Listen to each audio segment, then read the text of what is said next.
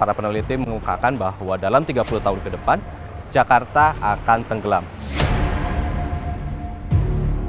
Penurunan tanah kota Jakarta memang cukup terasa, dan permukaan tanahnya pun semakin lama semakin menurun. Paling tinggi rumah ini dulu, sekarang paling rendah. Kalau bisa mah jangan sampai pindah lah, masih tetap di sini.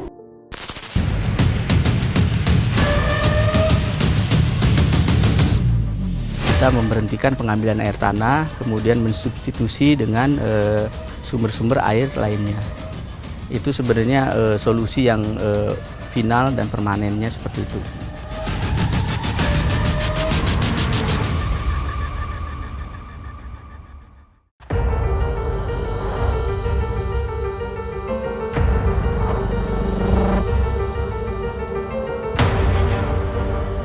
Pada tahun 2019 lalu, jurnal ilmiah Nature Communication merilis data penelitian tentang dampak perubahan iklim yang kian mengkhawatirkan. Lapisan es di Antartika mencair. Akibatnya permukaan air laut akan terus mengalami kenaikan sekitar 30 hingga 50 cm. Asia adalah wilayah yang paling merasakan dampaknya, terutama negara-negara kepulauan seperti Indonesia. Bayangkan saja, 7 negara di Asia diprediksi tenggelam di tahun 2050. Kota-kota besar di Asia, termasuk Jakarta, akan terendam air laut.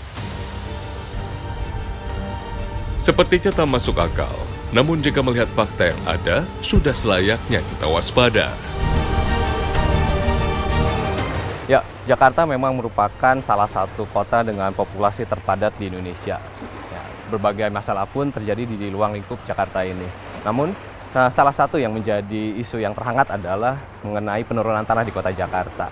Bahkan para peneliti mengungkapkan bahwa dalam 30 tahun ke depan, Jakarta akan tenggelam. Seperti apa kisahnya? Selengkapnya di Indonesia.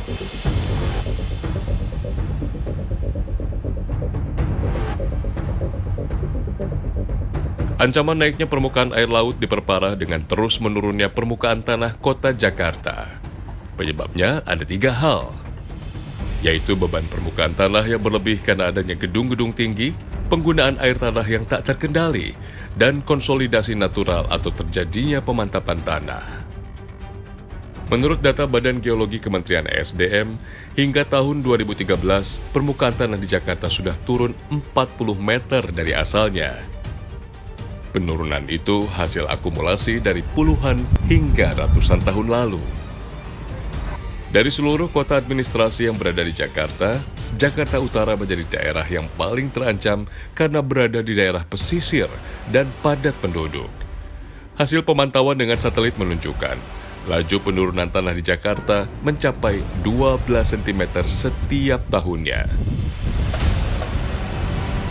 Jika penurunan tanah terus berlanjut, air laut akan semakin banyak masuk ke daratan, atau yang dikenal juga dengan banjirop.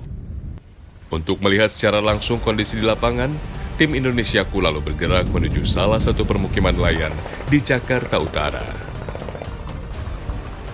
Ya, kita bisa dapat lihat ini adalah lautan yang mungkin sekarang ini sudah banyak ditumpuki oleh sampah-sampah. Dan kalau bisa dilihat mungkin di sebelah saya ini adalah perkampungan di daerah Jakarta Utara. Dan kalau mau lihat lebih jauh lagi, air laut lebih tinggi dibandingkan pemukiman warga. Bukan tidak mungkin apabila nanti air akan naik, kampungan ini akan terjadi banjir.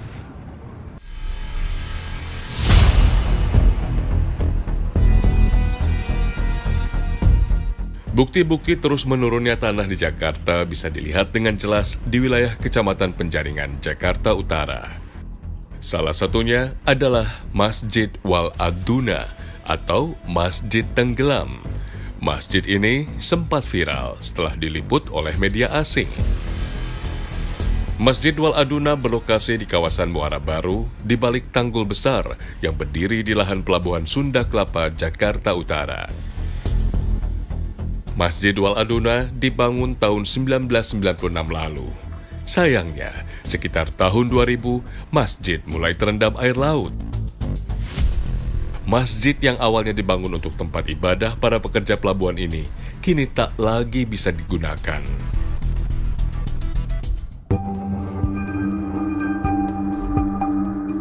Untuk melindungi areal kampung Gedong Pompa dari banjirop, dibangunlah tanggul. Tapi masih saja ada rembesan air laut yang mengalir masuk ke permukiman warga. Tanggul beberapa kali diperbaiki, namun jika air laut pasang, air akan masuk menggenangi jalan. Warga kampung Gedong Pompa resah. Mereka tak bisa tenang jika laut mulai pasang.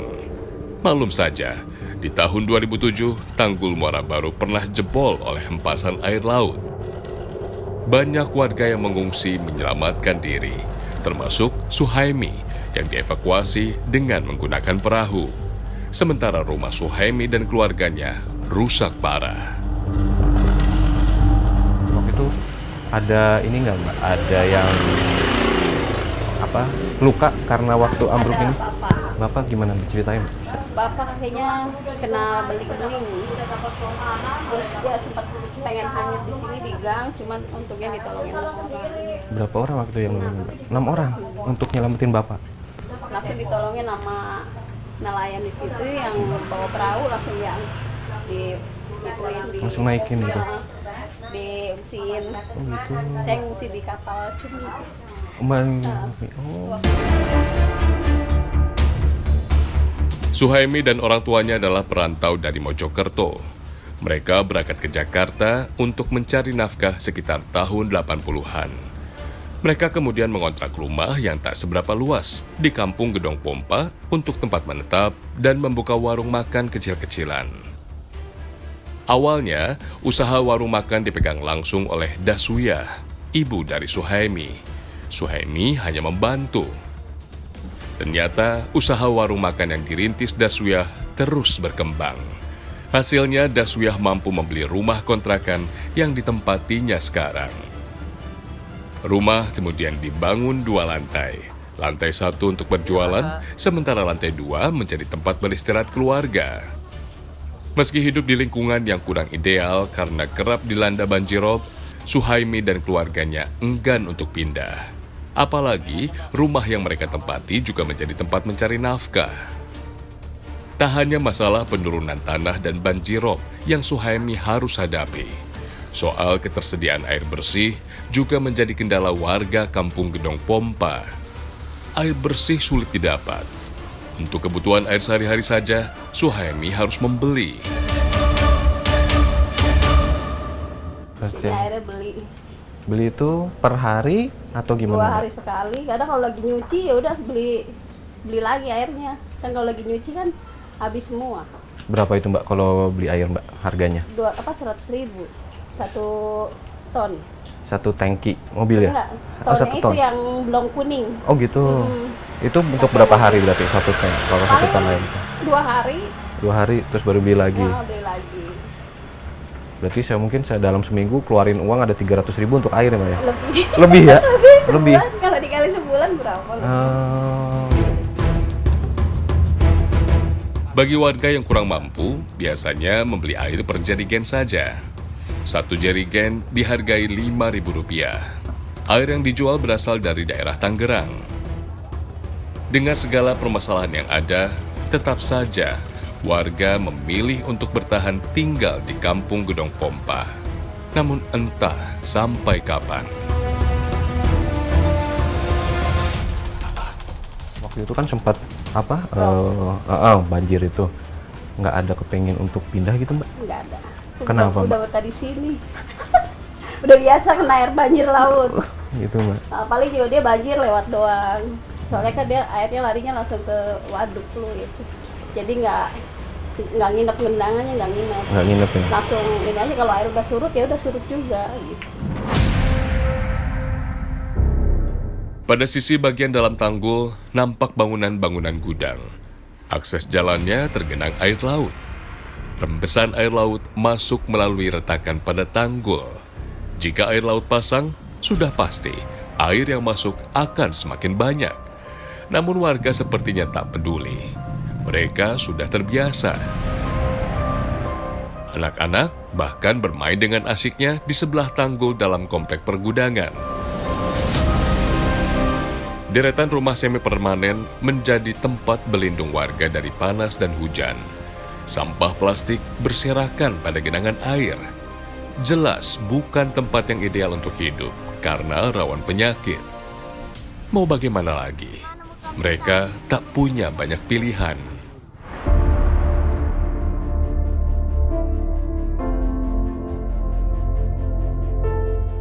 Ternyata tak hanya warga Kampung Gedong Pompa yang selalu was-was jika air laut mulai pasang.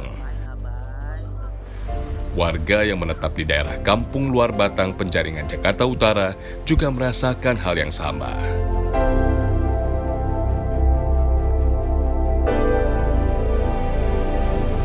Sudah bertahun-tahun mereka resah karena banjir rob. Apalagi di tahun 2017 lalu, tanggul sempat bocor. Air laut pun masuk ke kawasan permukiman warga hingga ketinggian 50 cm.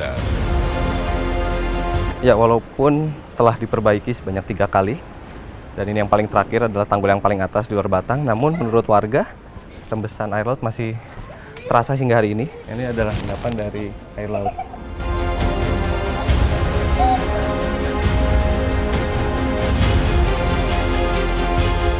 Kampung Luar Batang termasuk permukiman padat penduduk, memiliki 12.000 jiwa dengan 4.000 kakak. Mayoritas warganya berprofesi sebagai nelayan dan buruh kasar. Untuk kebutuhan air bersih, warga membangun sekitar 20 sumur. Sayang, akibat terendam banjirop di tahun 2017, air sumur menjadi keruh dan berbau. Sekarang hanya ada 1 sumur saja yang airnya masih bisa dimanfaatkan warga.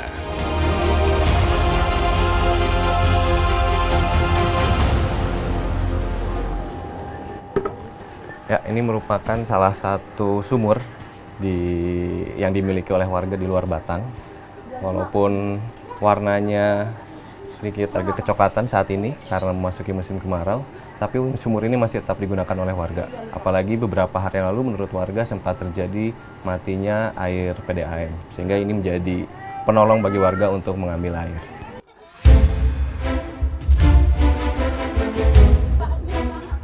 Kini tak ada lagi warga Kampung Luar Batang yang membuat sumur untuk memenuhi kebutuhan airnya.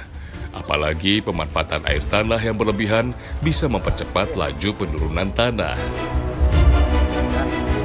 Untuk kebutuhan air sehari-hari, warga mengandalkan pasokan air dari perusahaan daerah air minum atau PDAM. Jika dalam keadaan darurat saja, sumur yang tersisa dimanfaatkan.